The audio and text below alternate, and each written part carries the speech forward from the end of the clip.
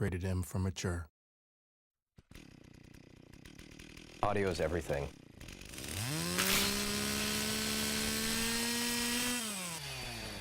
The sound of Gears 2 is crunchy. In one word, I'd say meaty. I talked to Mike Larson, who's the audio director on the project. I'm like, Mike, it's got to be crunchier. He's like, what does that even mean? I'm like, it just needs to have that crunch. See, we're close. He likes crunchy, I like meaty. I think being meaty and crunchy is really the same idea of really pushing the sounds, to their ultimate potential. It's like the world. It's heavy. It's grounded. It's substantial. You can't have thick characters, big monsters, heavy environments, grounded environments, and have tinny, light sounds. They have to carry their own weight as well. It needs to hit, it needs to have punch, and it needs to just deliver and solidify what the entire experience is. For Gears of War 2, we ended up re-recording almost all of the audio. I think about 85% of the audio is new. We recorded all new weapons, all new ambience, all new voiceover, and all new music. The Lancer sound effect is new, it's punchier. The Hammerburst has an all-new sound. Even the bullet impacts have been punched up. In keeping the world of Gears very grounded and heavy, we wanted to make sure that the weapons were very tangible and bullet-based.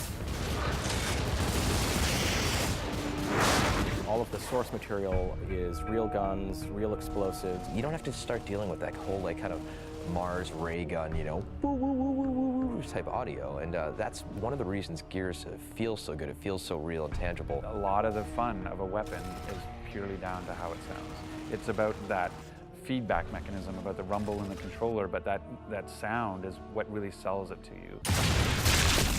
It's the funny thing about Gatling guns is if you ask a person what their Gatling gun sound is, each person has a different one. So mine is but other people are and it's just a fun exercise to try with your friends sometime.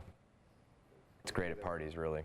Well, the Gatling gun is one of those stories where Cliff really had a lot to do with it. There's certain sounds in the game where he really wants it a certain way. Mike Larson and I basically just went back and forth 5 or 6 times on the Mulcher to try and get the perfect audio. It was never good enough. It was always like, no, it sounds too much like a drum, or it sounds too much like a cart in the spoke of a bike wheel. It's a heavy gun. It needs to feel powerful. At the same time, you still need to hear all the bullet sounds kind of cycling in there. I put together 6 brand new Gatling gun sounds, and I asked Cliff to come down to my office. So he sat behind me, and he's like, okay, get ready to shoot. And I hit play, and he actually started acting like he was shooting it. Okay, it's heavy, and he's like, no, that's not cool. He went to the next one, and just going like this. By the 3rd or 4th one, he's like, yes, that's it. And so he actually was imitating, the usage of it, to help him conceptualize, its sound within its context before it was actually put in the game. And that's how we ended up defining the final sound of the Gatling gun. Baby, this train runs on time! I love the voiceover recording process.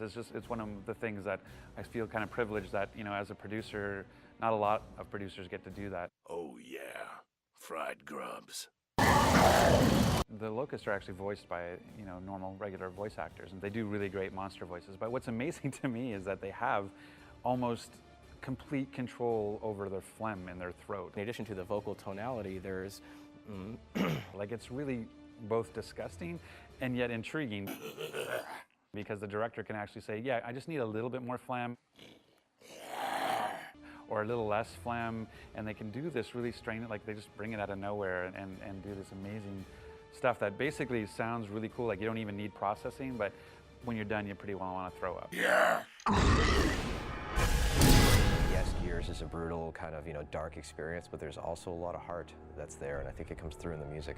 When you have a theme like Hope Runs Deep, you definitely are trying to incorporate that into the music and trying to have that sort of, it can't be depressing, it has to have its upbeat, patriotic moments, it's sort of, driving battle tracks and those sorts of things. So you definitely want to have that carry you through, that you feel like you're fighting the good fight, and that you want the music to bring you along on that trip.